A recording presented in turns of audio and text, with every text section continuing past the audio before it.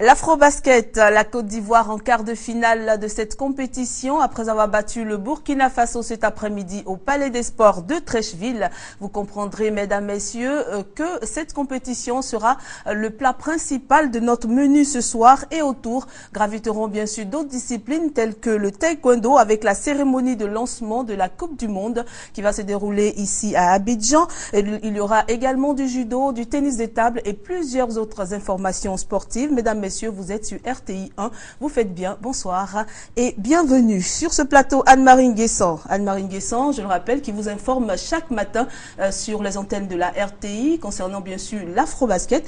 Mais elle a eu le temps de voir aussi les arts martiaux au cours de cette semaine. Bonsoir Anne-Marie. Bonsoir Cathy, bonsoir à tous. Alors ça se passe bien les compétitions, la compétition en ce moment? L'Afrobasket. La couverture bien sûr. Oui, ça se passe très bien. Et nous avons chaque fois les comptes rendus que vous voyez aux journaux télévisés. Oui. Et là, je crois que ça va continuer comme ça, puisque l'équipe nationale de Côte d'Ivoire nous fait plaisir. Oui. Nous aussi, nous avons tout le plaisir pour travailler. D'accord. Et puis Daniel Kobi-Kwalo sera avec nous dans la deuxième partie de cette émission, accompagné du président de la Fédération ivoirienne de basketball, bien sûr pour nous donner toutes les informations sur la compétition. Nous recevons sur ce plateau la dame de fer du football ivoirien, Adoubert, qui est là ce soir pour nous parler de la finale de la Coupe de la Fédération. On parle de football féminin. Bonsoir, présidente.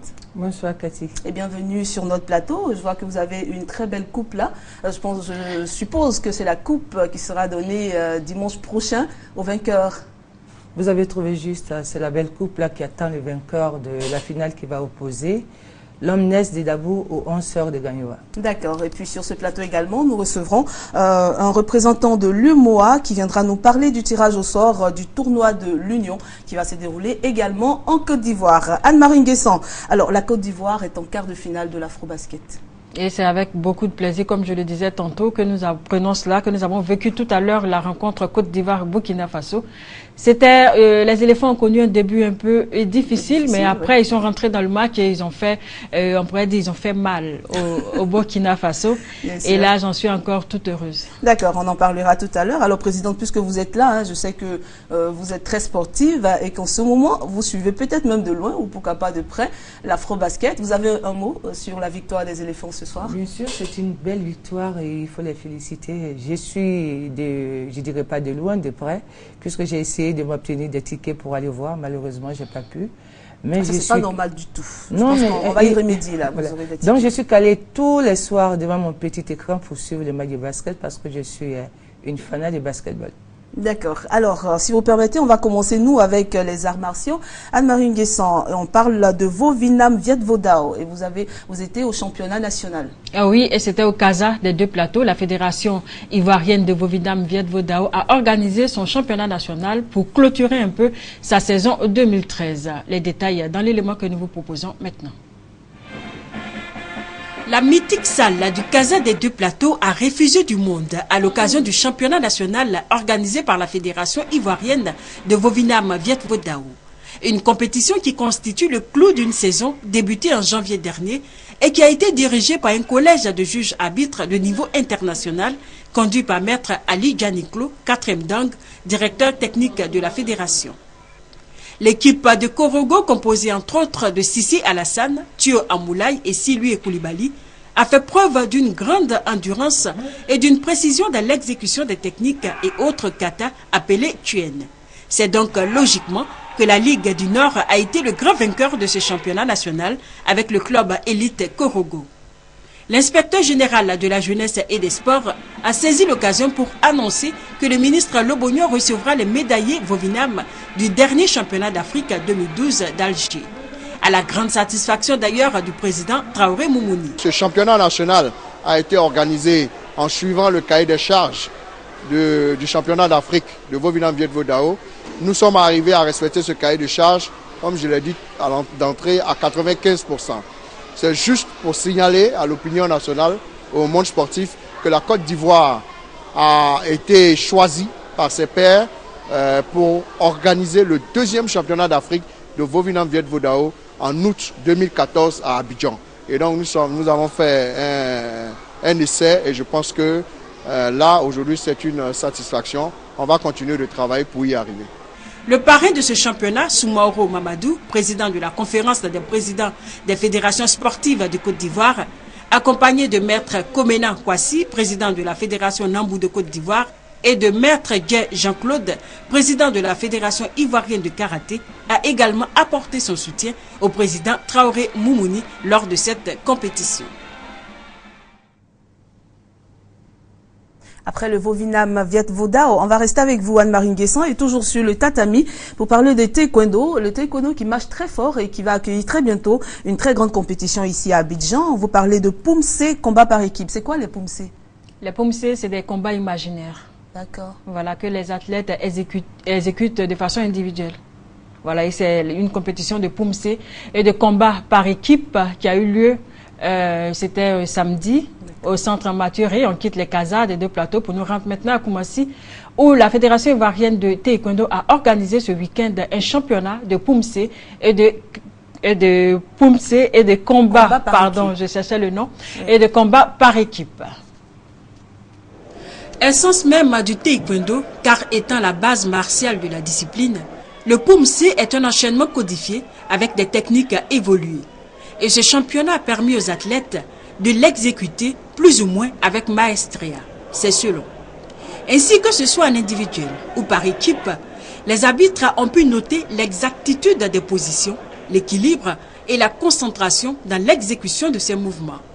Et à ce jeu, c'est la Ligue de Marcory qui a été la championne par équipe. Elle est suivie d'Abobo et de Yopougon. En combat, la Ligue de Koumassi avec 3 victoires chez les hommes est la championne. Marcory avec 2 victoires occupe la 2e place devant le plateau et Yamoussoukro. Chez les dames, Koumassi a battu Marcory en finale et se classe premier. Cette compétition de la Fédération ivoirienne de taekwondo a vu la participation de 4 ligues, Koumassi, Marcory, Plateau et Yamoussoukro en combat par équipe homme, et 2 ligues, Marcory et Koumassi, en combat par équipe dames. C'est dans une bonne ambiance qu'a pris fin ce championnat de Poumse et de combat par équipe. Anne-Marie, vous qui vous occupez du taekwondo, je vois que vous ne vous ennuyez pas du tout parce que c'est une fédération qui est très active. Une fédération qui bouge beaucoup. Chaque mois, il y a une activité de la Fédération ivoirienne de taekwondo. Et c'est d'autant plus important que les athlètes arrivent à se mettre en jambes pour pouvoir affronter tous les autres adversaires, pour pouvoir être prêts pour les autres compétitions.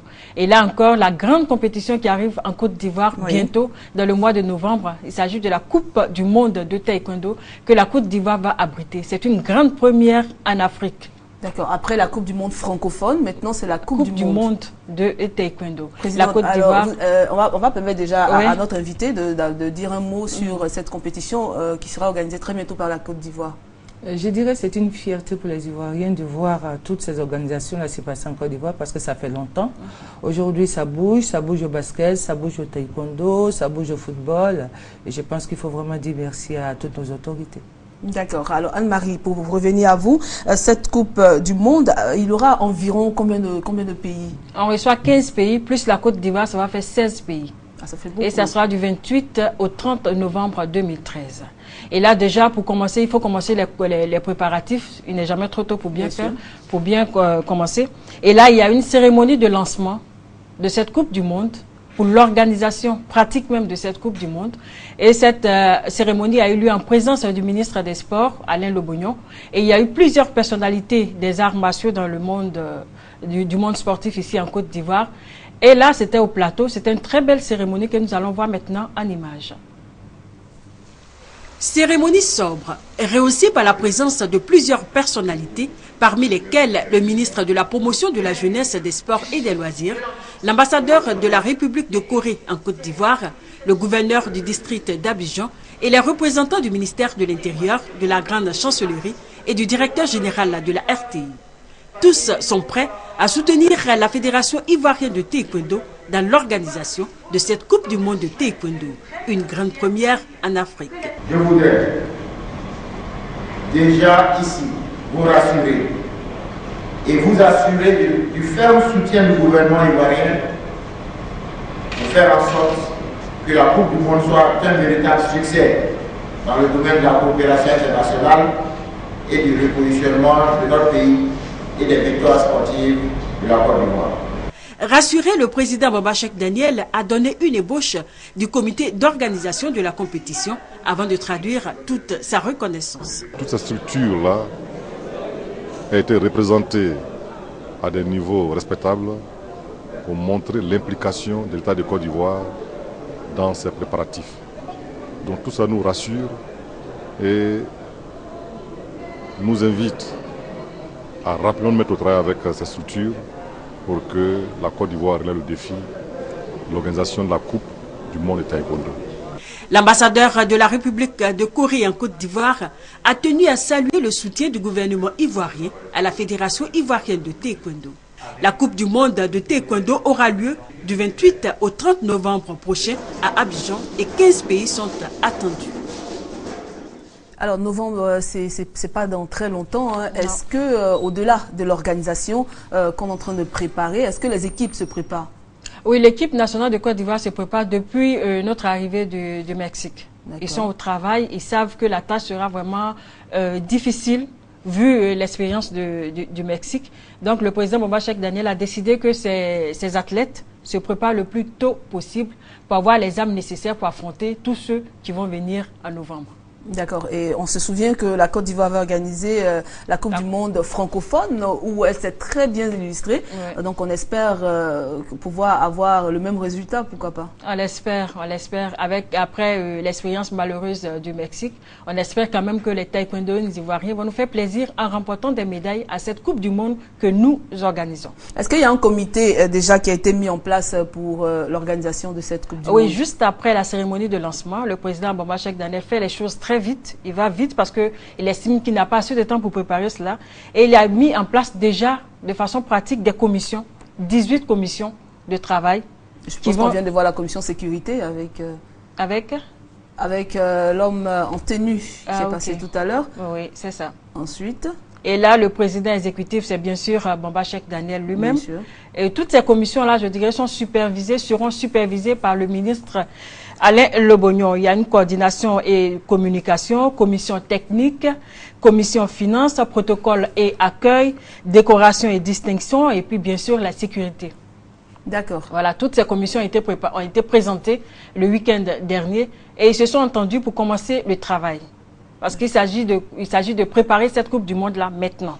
Parce que 15 pays qui arrivent, c'est toute une délégation qui sera là. Donc, il faut pouvoir les contenir, il faut pouvoir les loger et pouvoir vraiment donner satisfaction à tous ces pays qui seront en Côte d'Ivoire, comme la Côte d'Ivoire sait si bien le fait d'ailleurs. Voilà. D'accord. Donc, on souhaite bon vent à cette commission et puis on espère qu'elle va donc être à la hauteur de l'organisation de cette grande compétition de taekwondo qui, je le rappelle, se déroulera en Côte d'Ivoire dans le mois de novembre. Et il s'agit de la Coupe du Monde de taekwondo. Anne-Marie, si vous permettez, on va faire une pause avec les arts martiaux pour recevoir véritablement notre invité du jour. Je rappelle qu'il s'agit de Madame Berthe Adou, qui est présidente de la commission football féminin à la FIF, qui est aussi membre, présidente de la communication et qui est membre de la communication de la CAF, c'est ça? Non, je suis membre de la commission du football féminin de la CAF. De la CAF. Ben voilà, football féminin de la CAF et vous dirigez le football féminin en Côte d'Ivoire. Et ce soir, vous êtes là spécialement pour nous parler de la finale de la Coupe de la Fédération. Il s'agit bien sûr de football féminin et cette finale aura lieu dimanche prochain. Mais avant, dites-nous comment se porte le football féminin en Côte d'Ivoire. Le football féminin se porte très bien, il faut le dire. Le football féminin, aujourd'hui, tout se passe bien. La compétition se déroule comme il faut. Les moyens sont mis à la disposition du football féminin pour que vraiment ce football féminin soit développé dans toute la Côte d'Ivoire. C'est ce que nous sommes en train de faire, c'est la mission qui nous a été confiée et c'est ce que nous essayons de faire avec tous les membres de la commission. Et nous attendons donc à une deuxième participation de la Côte d'Ivoire à une Coupe d'Afrique des Nations. On l'espère, c'est aussi l'un des objectifs qui nous a été fixé en début d'année. Revenons donc sur cette compétition qui va se dérouler dimanche prochain, la finale de la Coupe de la Fédération. Alors, qui sera en compétition? Nous avons l'Omnes de Dabou et les 11 sœurs de Gagnoa qui jouent la finale le 1er, c'est-à-dire dimanche 1er septembre à 15 h au stade Robert Champrou. Cette finale est placée sous le parrainage de Mme Goudou Kofi Ramonde, la ministre de la Santé qui, depuis le début, depuis que nous sommes là, nous apporte vraiment sa touche personnelle pour aider vraiment au développement du football féminin et en présence, je dirais, ce qui est tout à fait normal, du président de la FIF et des membres du comité exécutif qui sont à Abidjan. Et puis là, je crois savoir que la Coupe de la Fédération fait partie d'un certain nombre de compétitions au niveau du football féminin. Voilà, pour permettre aux jeunes femmes, aux jeunes filles d'être en jambes, il y a plusieurs compétitions. Il y a les championnats qui se déroulent normalement, il y a la Coupe de la Fédération et il y a la Coupe nationale. Nous allons à partir de l'année prochaine, nous sommes en train de voir au niveau du comité exécutif. Le président nous a donné cutis pour le faire, donc on espère, si les moyens nous permettent, d'organiser aussi des tournois. Donc il y aura des tournois, plusieurs tournois. À travers tout le pays? Oui, à travers tout le pays. Donc nous sommes en train de voir. Donc tout ce programme-là a été fait. Nous attendons d'avoir vraiment les moyens. Donc nous profitons pour lancer un appel aux annonceurs pour leur demander vraiment de venir en aide au football féminin. Je dirais au football en particulier parce qu'il nous faut des moyens pour ce sport-là. D'accord. Des tournois sur le plan national, c'est intéressant. Mais à quand aussi des tournois internationaux, comme on voit au football masculin, on va dire aussi, pourquoi pas, avec les tournois de l'UMOA, les tournois un peu partout. Pourquoi pas des tournois internationaux pour pouvoir affûter aussi les armes de nos filles? Ça fait partie de notre programme. Nous n'avons peut-être pas eu le temps de développer tous ces programmes-là, mais si vous prenez les rapports d'activité qu'on a soumis au comité exécutif, vous verrez que tous ces programmes-là font partie. D'accord. Donc on attend tout simplement que les moyens soient mis à disposition. Il faut le dire, c'est pas facile. Hein. Aujourd'hui, nous avons tous connu ce qui s'est passé. Donc la Côte d'Ivoire est en train de renaître. Et je pense que dès que les moyens seront disponibles, vous allez voir qu'on sera partout où il faut pour le développement du football féminin. Avant de rappeler donc les dates de cette compétition, on va regarder un peu le trophée. Vous voyez Anne-Marie, je ne sais pas si c'est parce que c'est une compétition de dames, mais je trouve le trophée assez sensuel et assez particulier quand même. J'avais jamais vu il a de l'allure en tout ça. Cas. Vous voyez, j'avais jamais vu un trophée comme ça. En tout cas, félicitations à celui qui l'a conçu. Il est très beau.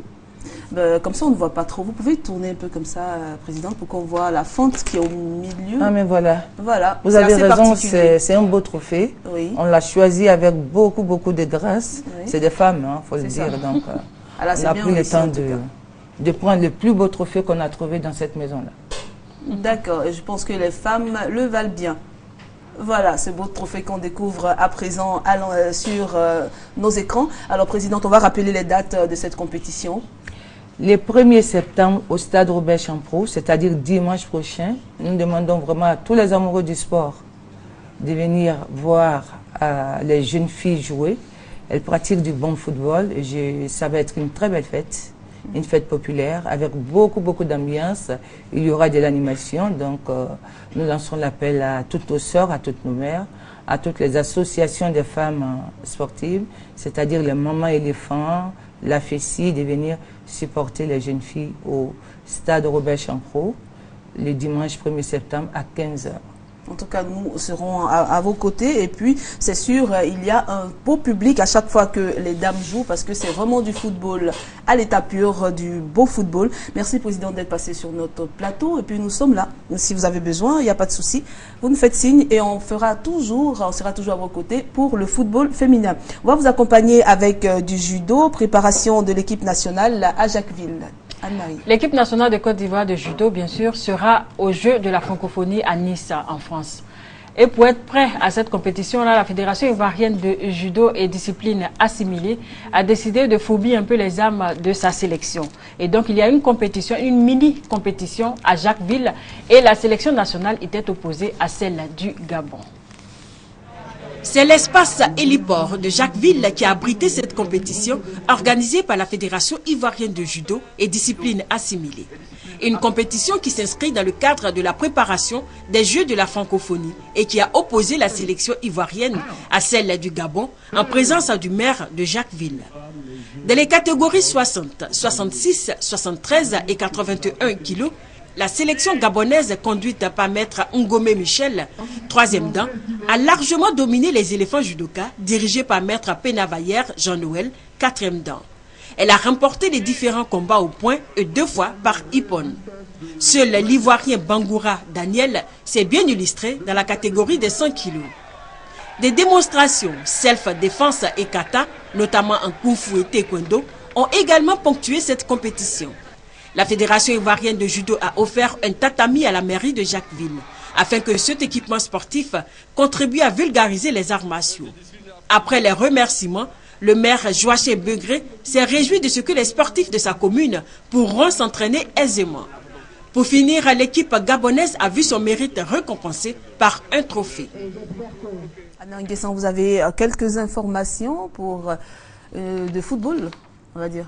Les 23 et 24 août dernier se sont déroulées les grandes finales du tournoi Omnisport et des Jeux de loisirs de Dimbokro organisés par la Direction régionale des sports et des loisirs de Dimbokro et le comité d'organisation des compétitions de Dimbokro. Ça s'appelle Cocody. Et nous avons là quelques résultats. Football minime, AS Foot a battu Académie Akan 2-1. Et puis football des filles, Amazon de Bledi bat Olam 3-1. Football des jeunes, Batador a battu Silencieux de Dioulacro, 4-2, c'était les tirs au but. Et puis au pétanque, victoire de la doublette Traoré et Soulé. Et puis en boxe, victoire de Sissé Daouda sur Dosso Adama. Karaté, bien sûr, vainqueur Keita Sekou, Ngora Nda et Amani Regina. Il faut aussi signaler qu'au cours des finales, des messages sur la cohésion sociale en collaboration avec la CDVR locale ont été lancés, et ce, en rapport avec le thème de l'édition qui était la cohésion sociale par le sport et les loisirs. Vous avez compris que nous sommes en train de donner des informations sur les sports vacances, les vacances qui vont s'achever très bientôt pour laisser place à la rentrée. Mais pour l'instant, on joue donc les derniers instants de ces championnats avec le tournoi de l'unité du Grand Mucho. C'est dans la commune d'Agboville, doté du trophée Mbolo Nando Martin, président du conseil régional d'Agnébi Tiassa. Première demi-finale mardi 27 août 2013 à 15h au stade de Grand Mucho. Espoir FC contre Columbus FC. Deuxième demi-finale mercredi 28 août 2013 à 15h au stade de Grand Mucho. Explosif FC contre Arsenal FC. Un illustre nom pour cette équipe d'Agboville. Grande finale dimanche 1er septembre 2013 à 14h au stade de Grand Mucho toujours, en présence du président Mbolo Nando Martin. Les invités spéciaux sont bien sûr Abdoulaye Traoré, Diben Badi et Benson Peraka. Voilà, Anne-Marie Nguessan, il y a un autre tournoi, le tournoi DKK. Le tournoi DKK Daniel Kwebi Kwalo, et c'était la 7e journée, le jeudi 28. Kosiwan était contre Gebo, 2-0 pour Gebo. Nankwagon contre Gebo 1, c'était contre Gebo 1 a gagné, 1-0. Bago contre Kosiwan, 0-0. Gebo encore contre Nankwagon, 2-1. Et voilà, il reste 2 matchs à jouer. Date de la finale le samedi 7 septembre 2013 au village de Gebo 2, Songon, autoroute. Ben, il va falloir faire un effort pour choisir le nom de vos équipes pour nous faciliter la tâche sur le plateau. On va parler d'escrime. Les meilleurs athlètes de la saison 2012-2013 ont été distingués dimanche dernier au foyer des jeunes de Marcory. Cette cérémonie de remise de médailles et matériel aux athlètes s'est déroulée sous la houlette du président de la Fédération d'escrime, Dosso Mekroko, et du parrain Soumaoro Mamadou, président de la conférence des présidents de fédération. Odalébé.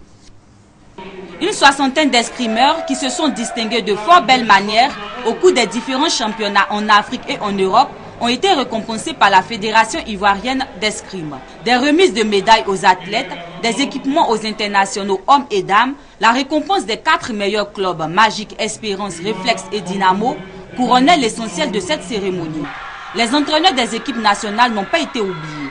Ils ont aussi reçu des équipements composés de vestes, d'épées, de sous-cuirasses et de pantalons. Le championnat de cette année a eu un niveau beaucoup plus élevé que le championnat de l'an passé. Et je pense qu'avec tout ce matériel qu'on a eu, qu'on a remis au club, aux athlètes de l'équipe nationale, le championnat 2014 sera très très attrayant et ça sera beaucoup motivé. Pour certains athlètes, les médailles reçues ont été le résultat d'un travail assidu. J'avais perdu les 2 journées, j'avais pas le moral, mais je me suis concentré, j'ai pu battre mon adversaire. J'ai combattu contre Koulibaly Ida avec d'autres filles que je ne connais pas trop leur nom. Il y avait une même qui n'avait pas trop combattu, une autre Koulibaly Ida qui avait beaucoup de chances pour me gagner, mais j'ai bien gagné.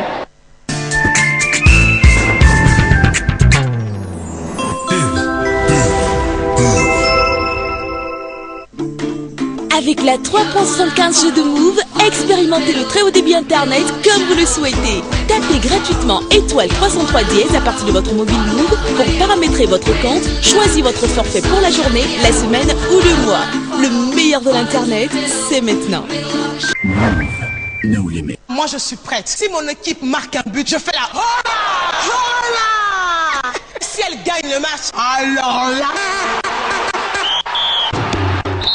Vous aussi, vous êtes fan de foot?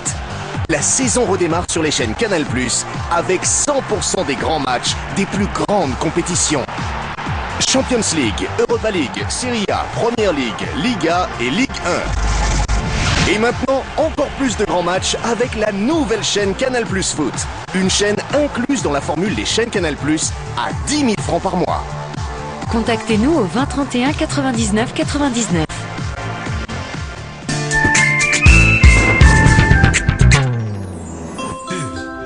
Je rappelle que dans la deuxième partie de notre émission, nous recevrons le président de la Fédération ivoirienne de basketball pour parler bien sûr de l'Afro-Basket. Il sera accompagné de Monsieur Basket de la maison, Daniel Kobikwalo, pour les résumés de la compétition qui a démarré depuis mardi dernier et puis voir la suite du programme. Et je rappelle aussi que la Côte d'Ivoire est qualifiée pour les quarts de finale. Pour l'instant, on va continuer avec du tennis de table et on parle de stage de formation. Et ce stage de formation a été organisé par la Fédération ivoirienne de tennis de table avec l'appui de l'ambassade de la République populaire de Chine en Côte d'Ivoire. Et ce stage était à l'intention des jeunes joueurs qui prendront part aux Jeux de la francophonie à Nice en France. Et ça s'est passé le week-end dernier, tout près de chez nous ici à la Sodémie. L'ouverture officielle de ce stage de haut niveau a eu lieu en présence notamment de l'ambassadeur de la République populaire de Chine en Côte d'Ivoire, de l'inspecteur général des sports représentant le ministre Lobognon, du secrétaire général du Comité national olympique et du directeur général de la Sodémie. La communauté chinoise en Côte d'Ivoire a également apporté son soutien à la Fédération ivoirienne de tennis de table pour le bon déroulement de ce stage. Aussi, pour célébrer l'amitié sportive, l'entente et la paix entre les deux peuples, un match amical entre la partie chinoise et celle de la Fédération ivoirienne de tennis de table a-t-il été organisé au cours de cette cérémonie d'ouverture. Au terme de cette rencontre, les deux équipes n'ont pu se départager. Un but partout. Ce stage de formation et de préparation des joueurs des équipes nationales retenues pour les 7e Jeux de la francophonie à Nice en France du 6 au 15 septembre prochain prendra fin ce vendredi 30 août et il se déroulera sous la supervision de l'expert chinois Jiang Kui. Voilà, du rugby à présent. Après, bien sûr, la victoire des éléphants rugbymen ici en Côte d'Ivoire pour la Coupe d'Afrique de la zone C. Le rugby a été fêté en Côte d'Ivoire, mais surtout à Bingerville, où la population a initié une fête du rugby. Il y a eu des matchs amicaux entre des équipes formées de Bingerville et puis aussi des équipes de vétérans. Le résumé est de Sébastien Mounien à Iowa. Des matchs de gala ont meublé cette manifestation. On note l'opposition bénitien Rugby Club de Cocody en rouge, Botanique Rugby Club de Bingerville. Rencontre à l'avantage de Bingerville 5-0. Les Lambers en blanc ont défait la Massy 20-5. Le président de la Fédération ivoirienne de rugby, Emmanuel Gauchon, satisfait du déroulement de cette manifestation, a offert un jeu de maillot à Bénitien Rugby Club de Cocody. Notons qu'une académie de rugby verra le jour à Bingerville, dans le village d'Adjen. Un site de 10 hectares a été mis à la disposition de la Fédération ivoirienne de rugby par les chefs coutumiers. Une façon d'occuper la jeunesse ivoirienne dans son ensemble et en particulier celle de Bingerville, mais aussi contribuer au développement de la balle ovale en Côte d'Ivoire. C'est l'occasion de féliciter encore le rugby ivoirien qui est en train de revenir sur l'échiquier international. Les éléphants de Côte d'Ivoire sont maintenant en route pour le groupe B avant de pouvoir donc se qualifier pour la Coupe du Monde. On reçoit notre invité sur ce plateau comme annoncé. Il s'agit de monsieur Alassane Mohamed, qui est président de la cellule permanente de coordination du tournoi de l'UMOA. Bonsoir monsieur. Bonsoir madame. Et merci d'être sur notre plateau. Vous êtes là pour nous parler bien sûr du tirage au sort du tournoi de l'UMOA qui va se dérouler en fin de semaine. Mais d'abord, moi j'ai une question. Pourquoi avoir choisi le football pour le tournoi de l'UMOA? Parce qu'on sait que le football a déjà beaucoup de compétitions, le football a beaucoup d'argent, le football a beaucoup de pairs, vraiment d'admirateurs et tout. Pourquoi le football? Merci madame, c'est une question qu'on nous pose régulièrement, mais lorsqu'on remonte à l'origine de l'initiative qui a fait que l'UMOA a initié un tournoi de football, il s'est posé à nous une question. Nous sommes un marché commun. L'intégration économique et financière, nous sommes un territoire communautaire où l'argent circule, le franc CFA, il n'y a pas de problème. Mais il nous fallait un tremplin pour rassembler les jeunes, pour accentuer cette appartenance à une même ère communautaire. Et pour vous, votre question est d'autant plus délicate que je suis obligé de vous faire des confidences. Au début, nous avions pensé aux universités, aux collèges, quelle que soit la discipline. Oui. Et en fin de compte, sur les conseils d'un certain nombre de personnes, le football nous paraît le terrain, entre guillemets, le plus populaire pour vraiment promouvoir l'intégration. Je m'attendais à cette réponse, donc j'ai préparé une autre question. Alors, le football paraît le terrain le plus populaire. D'accord, parce qu'il y a des personnes qui ont voulu que ce soit comme ça, il y a des personnes qui ont travaillé pour. Mais pourquoi aujourd'hui on ne travaillerait pas pour que, par exemple, le handball soit demain un terrain populaire ou le basketball ou une autre discipline? Vous avez d'autant plus raison que nous sommes en train de féminiser l'équipe et nous sommes en train de voir comment on pourrait réfléchir d'une année sur l'autre à voir comment faire peut-être même dans les sports de main, dans les sports individuels, etc. Rien n'est exclu, mais pour le moment, nous avons initié un tournoi de football. Nous voulons aller jusqu'au bout. Nous avons fait 6 éditions, c'est la 6e. Il nous reste 2 pays, évaluer et pourquoi pas, madame, retomber sur des propositions concrètes comme celle-là. D'accord, merci. 6 éditions déjà, Cathy. Oui. Et quelles sont les retombées de cette compétition? Bien sûr. Alors, très bonne question. Quand vous imaginez qu'en 2007, lorsque nous initions le tournoi, des jeunes gens de Bissau qui n'étaient jamais arrivés à l'aéroport ont participé au tournoi à Ouagadougou, ont remporté le trophée du Fair Play.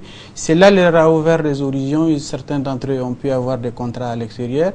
Ils ont noué des relations avec les 7 autres pays et notre idéal qui est de faire de notre espace communautaire un endroit où les gens s'estiment, où ils fraternisent et se solidarisent, je pense que nous avons sur ce plan-là réussi. Nous pouvions faire peut-être mieux dans d'autres disciplines, mais je pense que à la 6e édition, nous sommes satisfaits. Alors moi, je souhaiterais juste ajouter quelque chose avant de parler du sujet qui vous emmène sur ce plateau. Ce serait intéressant, hein, c'est vrai, on finit de faire le tournoi et puis chacun rentre chez lui. Peut-être qu'on a eu du monde qui a eu un message, c'est bien beau. Il serait intéressant aussi, par exemple, avec les sports de main, de pouvoir laisser les traces, c'est-à-dire avec toute la masse financière qui circule au cours de ces compétitions. On pourrait construire des salles de main, peut-être dans les pays où on passe, de l'UMOA. Ça peut être une idée, je ne sais pas si c'est faisable, mais je pense que ça pourrait être une idée et ça marquera vraiment l'UMOA. L'UMOA laissera ses empreintes. Au fait, quand j'ai demandé les retombées, c'était un peu dans ce sens-là. Voilà. Je m'attendais à ce que le monsieur dise qu'il y a un problème d'infrastructure d'infrastructure. Est-ce qu'on ne pourrait pas profiter pour... C'est une très bonne idée. Pour le moment, nous faisons des activités de proximité, nous faisons des forages, nous aidons non pas à reconstruire des stades, mais à les réhabiliter. Nous faisons un certain nombre, parce que peut-être à notre corps défendant, l'UMOA a voulu s'aventurer sur un terrain qui n'est pas le sien pour accompagner. Cela dit, dans le cadre du développement communautaire, puisque nous sommes un même espace, nous sommes même en train d'envisager de voir comment on pourrait cibler des espaces comme les frontières pour faire un certain nombre de réalisations. On parle beaucoup de sport de main ici, et on parle beaucoup de la lutte. Nous avons été sollicités pour la lutte. Cela est à l'étude, mais comme je l'ai dit, nous aimerions aller jusqu'au bout. Il nous reste 2 pays. Il nous reste le Togo et la Guinée-Bissau. Au bout du compte, on va aviser. Merci. Maintenant, on peut parler du sujet qui vous emmène sur ce plateau. Il s'agit bien sûr du tirage au sort de la compétition qui va se dérouler, la 6e édition dont vous nous parliez tout à l'heure. Qu'est-ce qu'on doit savoir exactement? Alors, on doit savoir d'abord que c'est la 6e édition, c'est évident, ça va se tenir en Côte d'Ivoire, que c'est 8 pays, le Bénin, le Burkina, la Côte d'Ivoire, la Guinée-Bissau, le Mali, le Niger, le Sénégal et le Togo. Il y aura 2 poules, les techniciens sont en train de voir comment on va le faire. Il y aura donc le tirage au sort entre le 26 octobre et le 2 novembre. Oui. Ça va se dérouler sous forme de championnat. Les 2 équipes arrivées premières vont jouer une finale. Remporter le tournoi de la solidarité, le tournoi de l'UEMOA, et la meilleure équipe qui s'est comportée, il y a un jury de fair play, remportera le trophée du fair play. D'accord. Et ça va se tenir donc? Ça se tiendra du 26 octobre au 2 novembre, ici à Abidjan, dans les 2 stades qui ont été retenus, le stade Houphouët-Boigny et le stade Champrou. Et le tirage au sort, ce sera pour... Le tirage au sort aura lieu le vendredi à partir de 18h30 au Novotel. Principe grâce aux bons soins de la télévision. Et à partir de là, les pays connaîtront le calendrier du tournoi.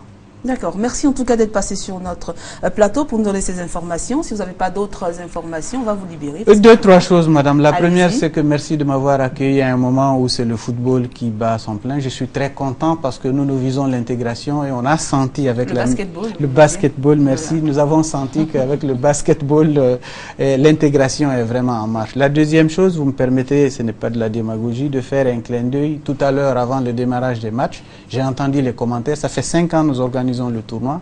Chaque année, nous invitons un journaliste de télévision des pays membres de l'UEMOA.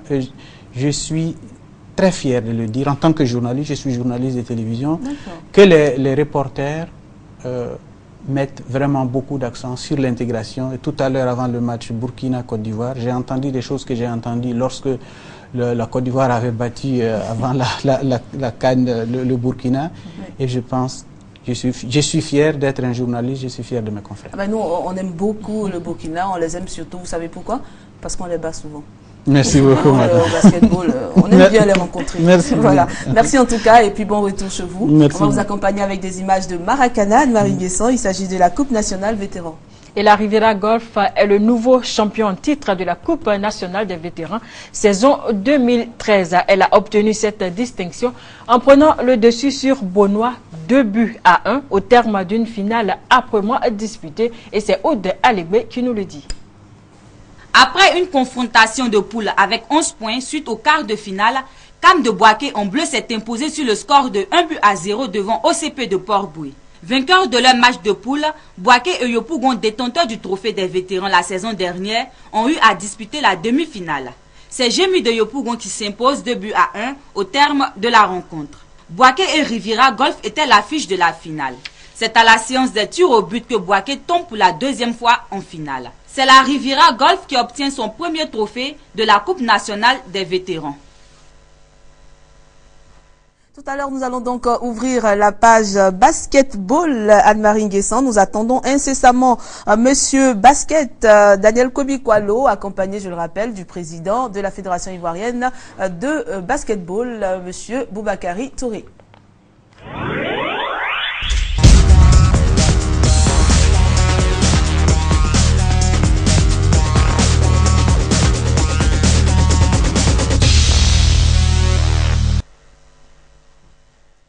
Daniel Kobikwalo qui est en train de s'affairer donc en off pour nous rejoindre tout à l'heure. Avec le président de la Fédération ivoirienne de basketball, nous parlerons de l'Afro-Basket qui à l'étape des 8e de finale, Anne-Marie Nguessan, la Côte d'Ivoire qui a battu cet après-midi le Burkina Faso dans un match. Alors, mais c'était un peu chaud quand même pour le premier quart-temps, Anne-Marie. Oui, pour le premier quart-temps, on a eu des sueurs froides. L'équipe nationale nous a donné un peu de sueurs froides. À un moment, on s'est dit, ah, et si le Burkina réussissait ce coup-là.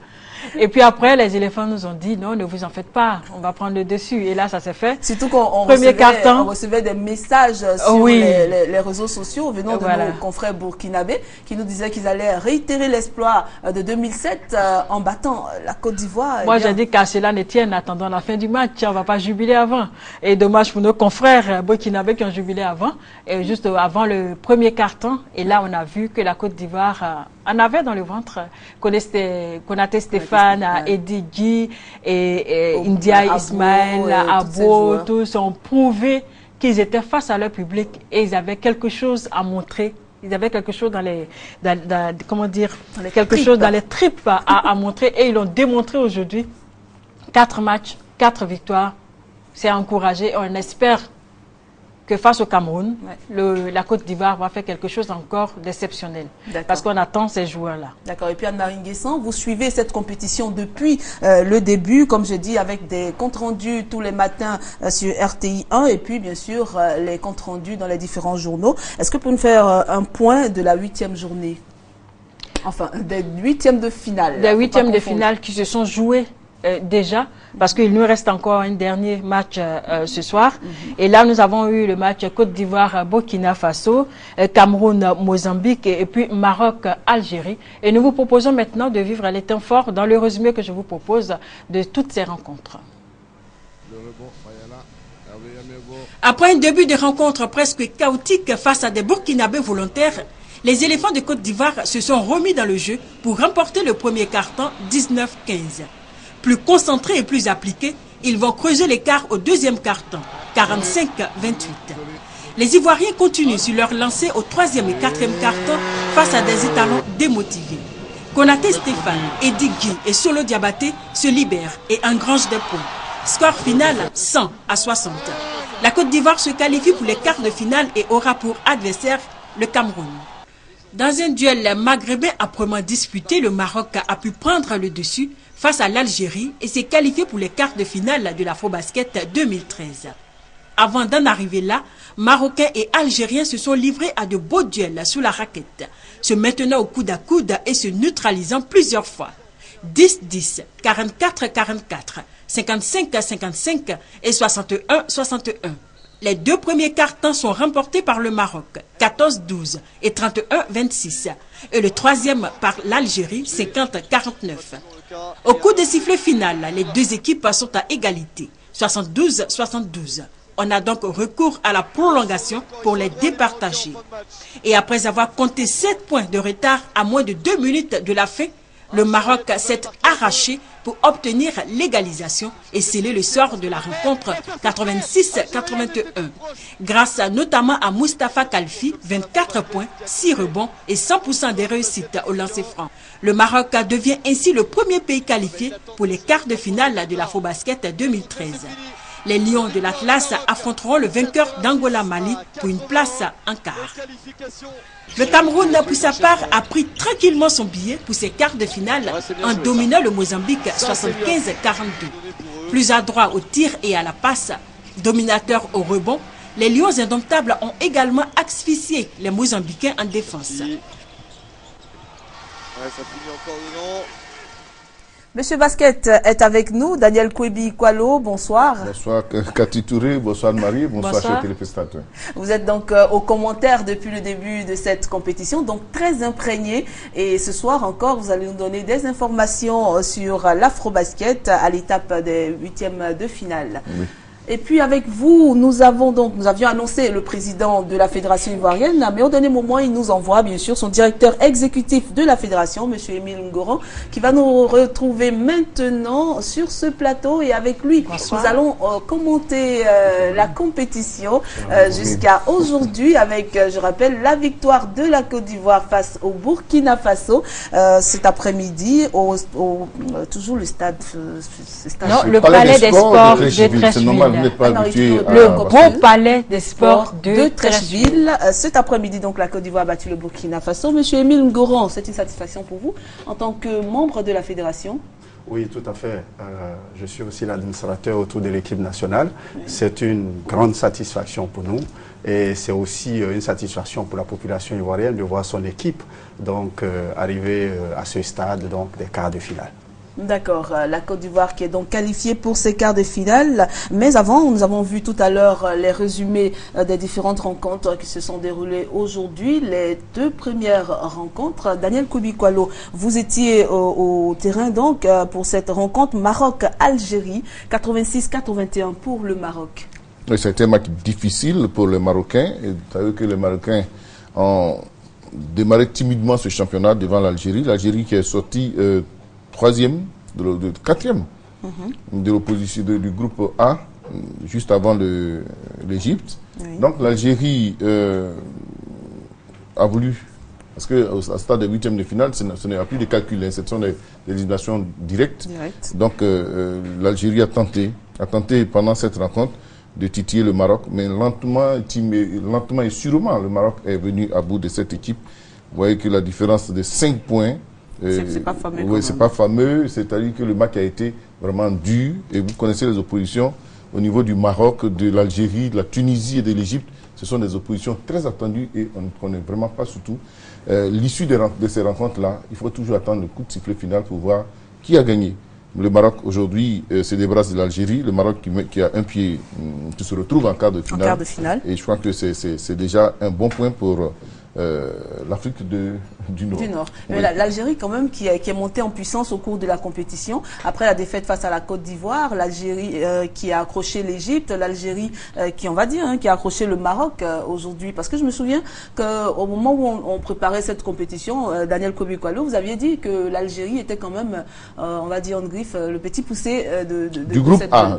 Parce qu'il y a longtemps que l'Algérie n'a pas participé à une telle compétition, une phase finale de la Coupe d'Afrique des Nations appelée Afrobasket. L'Algérie revient et l'Algérie fait bonne impression, mais il y a quelques éléments qui manquent dans la ligne de l'Algérie. Et d'abord la nervosité au niveau des joueurs eux-mêmes, n'ont pas su maîtriser les nerfs, et puis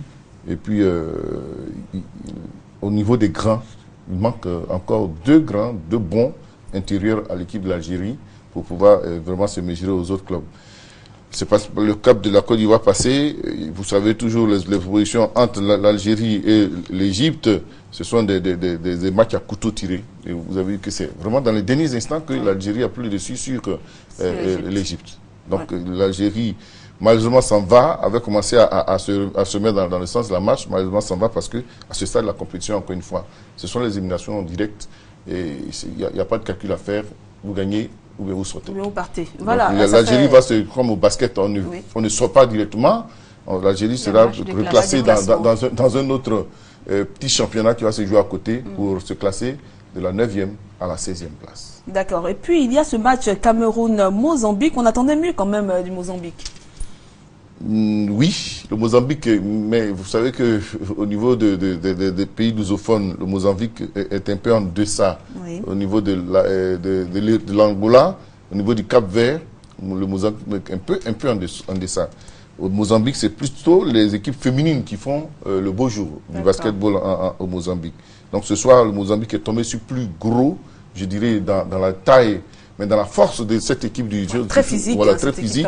Donc l'équipe mozambicaine a tenu, je veux dire, un carton, et puis complètement a baissé les bras face aux colosses camerounais, que sont Bayan Christian et Mba Mouté Luc Richard.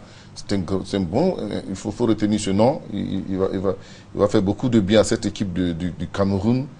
Cameroun va se trouver devant la Côte d'Ivoire et notre souhait que ce joueur soit enfermé directement dans la boîte de la Côte d'Ivoire dès le premier quart-temps pour que l'équipe nationale puisse travailler tranquillement jusqu'à la fin de cette rencontre. D'accord, et puis on nous fait dire que, avant de continuer, l'Angola a donc bat le Mali par 82-36. C'est un écart considérable, mais on reviendra tout à l'heure ici sur cette rencontre pour la commenter. Anne-Marie Nguessan, vous voulez intervenir sur le Cameroun. Oui, allez-y. Je crois que nous sommes encore dans l'euphorie des 4 matchs, 4 victoires des éléphants, mais les éléphants vont tomber sur un gros morceau qui est le Cameroun. Le Cameroun qui a déjà battu la Côte d'Ivoire par 3 fois, 2007, 2009, 2011. Donc là, on s'attend... C'est fini là, parce qu'on dit jamais 203, c'est fini. Oui, Marie, 2009, c'est la Côte d'Ivoire qui a battu le Cameroun pour se retrouver en finale rappelez-vous, vous étiez en Libye. En 2009. 2009 en Libye. C'est le Cameroun qui a ouvert la porte. Mais là, ça fait peur alors, donc ça veut dire 2 fois. Bon, 2 fois déjà, quand même, c'est... Oui, on je doit suis d'accord avec vous que ce soir, c'est un gros morceau sur lequel la Côte d'Ivoire tombe ce soir. Mais les matchs viennent, les éléphants prennent les matchs comme ils viennent. Qu'est-ce qui fait peur? Comme ils viennent, les matchs. Vous avez vu que ça fait un peu peur quand même qu'ils prennent les matchs. Oui, parce que d'abord, il ne fallait pas forcer. Il fallait jouer un championnat, simplement pour se repositionner. Le hasard fait qu'on se retrouve face au Maroc, face au Cameroun. On va jouer ce match-là, tranquillement, avec nos armes. Quand vous voyez nos joueurs, ce soir, je n'ai pas reconnu l'équipe parce que l'équipe a peut-être un peu minimisé. Ils ont joué libéré contre le Burkina Faso, mais contre le Maroc. Et contre le, je ne sais pas ce que j'ai avec le Cameroun, contre le Cameroun, qui est vous allez voir que oui. il y a une stratégie pour affronter cette équipe-là. Dans nos commentaires, nous disions qu'il fallait affronter la défense du Sénégal contre le Sénégal. On a affronté la défense sénégalaise a fini par céder. Et ce sera la même chose pour le Sénégal, moi je pense. Monsieur Milgoran, alors qu'est-ce que vous pensez des deux premiers qualifiés déjà, Maroc-Cameroun? Je pense que ce sont des équipes qui ont mérité leur position actuellement, parce que ce sont des équipes qui d'entrée de jeu ont affiché leurs ambitions. Quand je parle du Maroc, le Maroc immédiatement a montré qu'en Afrique du Nord, en dehors de l'Égypte qui était connue jusque-là, mais qui malheureusement ces dernières années n'est pas au premier rang donc des grandes équipes. Quand même, hein, puisqu'il était au football aussi voilà, en même temps. Ça. Mais le Maroc revient donc avec toutes ses velléités, toutes ses forces et tout. Donc je pense que ce sont deux grandes équipes qui se retrouvent en quart de finale. Le Cameroun dont vous parlez, écoutez, affronte la Côte d'Ivoire. La Côte d'Ivoire est une équipe qui actuellement est très sereine. Très sereine. Elle a pour la première fois participé à une préparation de 2 mois et demi. Pour la première fois, elle a rassemblé ses joueurs donc le plus tôt possible pour les regrouper plusieurs fois en Espagne. Je pense que nous partons avec tous nos atouts, avec toutes nos chances. Nos ambitions sont affichées, c'est de remporter donc ce tournoi, et pour cela il faudra passer par le Cameroun. Et après le Cameroun, il y a un autre gros morceau, qui est l'Angola. Voilà, pour arriver en finale. Donc nous sommes sereins, l'équipe est sereine, l'équipe comme vous voyez monte petit à petit en puissance. D'accord. Cet après-midi, même titillé par le Burkina, l'équipe a su revenir rapidement. Quand je suis arrivé ici avec cette équipe, après le dernier match contre le Venezuela, j'ai dit à mon président, l'équipe est prête.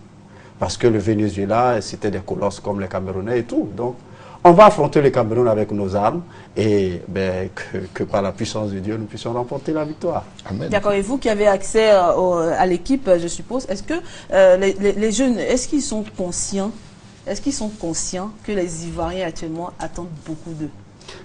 Vous pouvez voir déjà dans la salle du Palais des Sports les fans qui à chaque fois affichent donc des banderoles et autres. Oui, ces joueurs-là sont assez conscients du fait que la Côte d'Ivoire a, je dirais, mis énormément de moyens financiers, de moyens humains, de moyens matériels pour organiser cette manifestation, mais aussi des moyens assez suffisants pour que l'équipe se prépare dans les meilleures conditions. Donc aujourd'hui, ils sont conscients que la Côte d'Ivoire les attend. La Côte d'Ivoire les attend. C'est la première fois qu'ils évoluent donc devant le public ivoirien. C'est important. Voilà, c'est la première fois qu'ils évoluent devant le public ivoirien. Donc vous voyez qu'en début de match, ils veulent montrer tout ce qu'ils ont, d'accord. Et après, dans la sérénité et surtout avec beaucoup de conscience et de maîtrise de soi et tout, ils arrivent donc à arriver au résultat final. Donc nous sommes sereins. Nous sommes sereins, nous savons que le Cameroun est une équipe à respecter.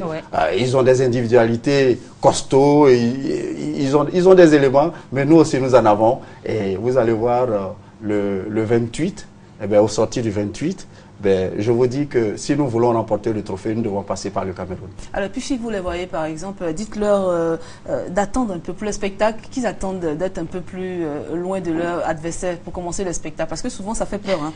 Franchement, on ne va pas vous le cacher, ça fait peur. Voilà. Quand on est à 2 points, on est à 2 points de l'adversaire et puis on se permet de regarder ce Palais des Sports qui, à chaque fois, à chaque rencontre de l'équipe nationale de Côte d'Ivoire, le palais est plein à craquer, il y a des fans qui viennent, les athlètes qui pour la première fois évoluent devant leur public veulent vraiment montrer tout ce qu'ils savent faire. Et puis la beauté même du palais donne envie de... C'est extraordinaire.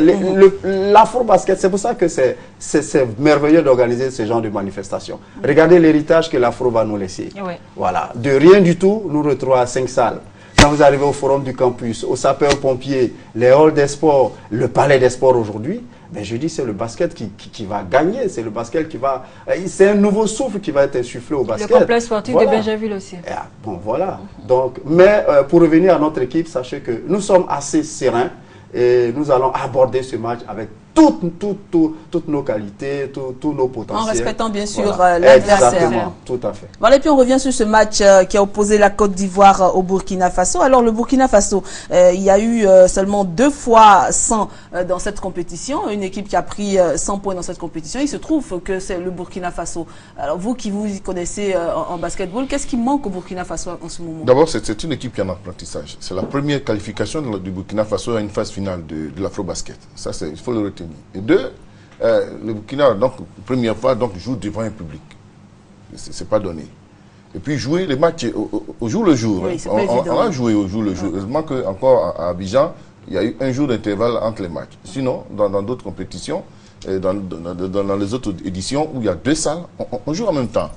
Donc c'est ça qui a manqué, la fraîcheur physique au Burkina. Et puis le Burkina qui, dans un sursaut d'orgueil, comme face à la Côte d'Ivoire, a voulu montrer et ce qu'il avait. Malheureusement, il y avait un plus fort que le Burkina. C'est vrai que dans la conférence de presse, le capitaine a un peu tiré sur les arbitres, mais il faut apprendre. On est venu apprendre.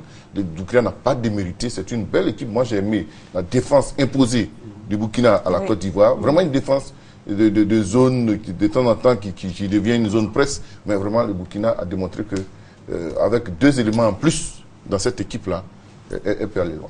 En tout cas, pour l'instant, la Côte d'Ivoire a battu le Burkina par 100-60. Et puis, il y avait donc une ambiance dans le cas. Aude Alébé a suivi les joueurs de Côte d'Ivoire. Les éléphants basketteurs ont tout le mérite de jubiler, nous dit-elle. 100 contre 60. Le morceau choisi était donc naturel.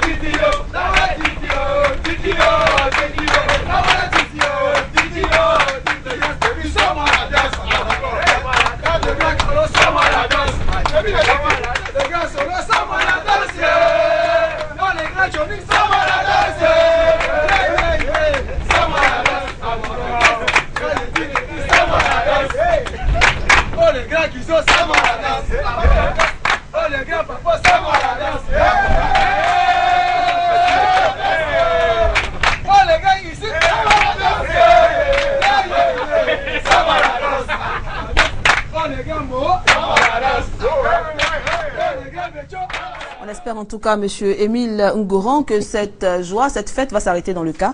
Et donc, elle va pas aller ailleurs. Bon, on va pas ouvrir ce chapitre, on s'est compris. Donc, souvent, ça fait un peu rire de voir ces Ivoiriens qui viennent à l'occasion, souvent même de ces compétitions, pour la première fois en Côte d'Ivoire, parce qu'ils évoluent bien sûr dans les autres championnats européens, et de voir l'esprit de groupe qui prévaut. C'est le chambreur que vous avez vu chanter là, c'est Konaté Stéphane. Lui, on dit qu'il fait des piges à l'extérieur, de temps en temps il revient pour jouer un peu. Il est passé par le Maroc, c'est ça? Il vient d'Égypte, il vient de l'Égypte actuellement, où il a fait 3 mois. Et c'est lui qui a la force de rassembler de tout ce monde et de montrer aux autres que, en venant jouer en équipe nationale de Côte d'Ivoire, il y a d'abord l'ambiance, il y a d'abord l'esprit de confraternité, de convivialité qui règne au sein de l'équipe. Je crois que les autres ont compris. Depuis 3 éditions, Stéphane Konaté est le meilleur en Côte d'Ivoire qui rejoint les autres qui viennent de l'extérieur. Et naturellement, vous avez vu ce soir, c'est vrai que la voix n'est pas la voix des chanteurs. On va il y a la fatigue aussi. Oui, il y a la fatigue et puis bon, ce sont les basketteurs qui laissent éclater leur joie à la fin d'une rencontre. D'accord, on va faire un petit point quand même des matchs des Ivoiriens. 4 matchs, 4 victoires pour l'instant. D'abord, il y a eu l'Algérie. Est-ce que vous avez vu une évolution dans le jeu des Ivoiriens jusqu'au 8e de finale? À moi? Oui. Oui, tout à fait. C'est surtout au niveau de l'engagement. D'accord. Le premier match, c'était un match d'entrée. Il fallait d'abord, face à la population ivoirienne, il fallait montrer ce que la préparation avait donné, ce que l'équipe était devenue. Donc ça a été un peu difficile de rentrer dans le match, Mais lorsqu'ils avaient atteint leur vitesse de croisière, la fin du match était en faveur de la Côte d'Ivoire. Et puis, le gros morceau, c'était le Sénégal. Bon, le Sénégal, là, les joueurs s'étaient dit eux-mêmes, écoutez, c'est le Sénégal. Dans la poule, il y avait le Sénégal, l'Égypte et l'Algérie. Nous affrontons le Sénégal. Le Sénégal s'attend à nous battre parce que depuis 2007, je crois, le Sénégal a toujours... Depuis 2007, le Sénégal a toujours perdu face à la Côte d'Ivoire. Donc, ils sont venus gonfler. Ils sont venus pour, devant le public, remporter une victoire, mais la Côte d'Ivoire... C'était souvent sur de petits scores, mais cette fois-ci, est-ce qu'on s'attendait vraiment à un large score de 74 à 46 face au Sénégal? Eh bien, c'est cela la beauté du basket. Parce que il y a des jours où ni la défense, ni l'attaque, tout ce que vous essayez, voilà. Non, ça peut marcher, mais est contrecarré par l'adversaire. Cela a montré que nos coachs ont fait du bon travail avant le match. Parce que tous les coachs vont observer les adversaires avant les matchs. Donc, l'observation s'est très bien passée. On a vu les forces et les faiblesses du Sénégal. Et puis, on a joué en fonction de cela, à l'intérieur surtout.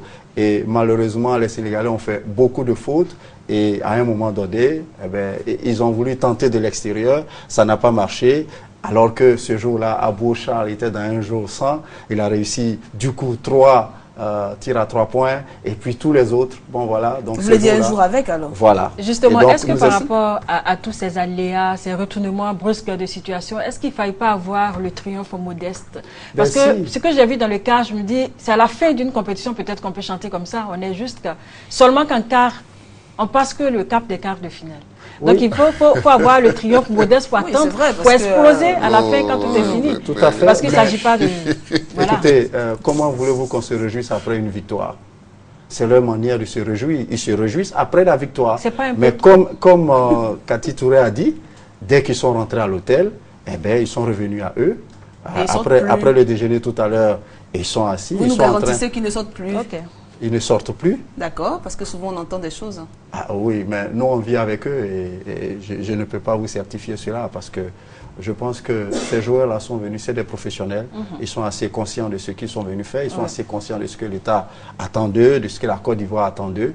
Et je pense qu'ils sont armés pour... ils se maîtrisent, ils sont là pour jouer, pour remporter des victoires, pour remporter le trophée. Et donc, écoutez, les rumeurs peuvent toujours courir, on peut toujours dire des choses. Pas à propos d'eux. Hein. Ah, jusque-là, on n'a pas encore entendu de rumeurs sur eux. On parlait d'un cas général. Vous parlez d'eux. Mais en tout cas, ils sont vraiment conscients, conscients que tout le monde les attend. Que les adversaires les attendent. Voilà, parce que vous savez qu'au bout, il y a 3 places pour le mondial. Au bout, il y a le trophée que la Côte d'Ivoire aimerait soulever ici pour, vous voyez, tout ce que nous avons traversé et tout. C'est quelque chose qui viendrait, je dirais, satisfaire toute la Côte d'Ivoire, plaire à la Côte d'Ivoire. Et donc, ils sont suffisamment conscients de ce qu'ils sont venus faire. Comme on disait la dernière fois, la deuxième fois que la Côte d'Ivoire a organisé, la première fois, pardon, cette compétition, la Coupe du Monde était en Espagne et la Côte d'Ivoire s'est qualifiée. Cette fois-ci encore, la Coupe du Monde en Espagne, la Côte d'Ivoire organise. On espère que la Côte d'Ivoire va se qualifier. Daniel? Non, je voulais rassurer Anne-Marie pour dire que vous ne pouvez pas finir une rencontre assez